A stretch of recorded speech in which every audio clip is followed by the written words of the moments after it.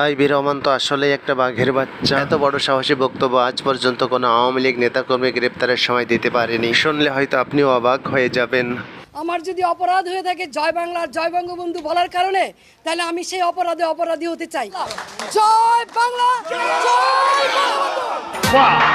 এতদিন দেখেছি আওয়ামী লীগ নেতাকর্মী গ্রেপ্তার হলে কেউ পচা ডিম মেরেছে, কেউ জুতা খুলে মেরেছে, বিভিন্নভাবে হেনস্থা করেছে। কিন্তু এই বাঘিনীকেই প্রথম দেখলাম যে এখনো জয় বাংলার স্লোগান দিচ্ছে। ওরে বাবা, কত বড় দুঃসাহস! এর কিঞ্চিত পরিমাণ যদি অন্যান্য আওয়ামী লীগ কর্মীরা এতদিন করতো, তাহলে হাসনাত আবদুল্লাহরও কাপড় কিন্তু এমনি নষ্ট হয়ে যেত। আজকে আওয়ামী লীগ নিষিদ্ধ করার দাবি তোলার সাহস পেত না। একদম ঠিক কথা। আইবি রহমান ছাত্রদের উদ্দেশ্য করে বলেন, বৈষম্যের বিরুদ্ধে আপনারা আন্দোলন করেছেন, সরকার হটিয়ে নতুন সরকার এসেছেন, তাহলে কি এই বৈষম্য?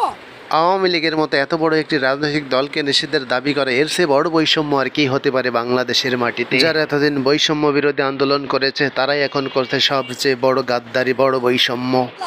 জয় বাংলা, জয় বঙ্গবন্ধু। এ স্লোগান মানুষের প্রাণের স্লোগান, এ কখনো মোছা যাবে না। হাজারো কারফিউ দিয়ে বন্ধ রাখা যাবে না।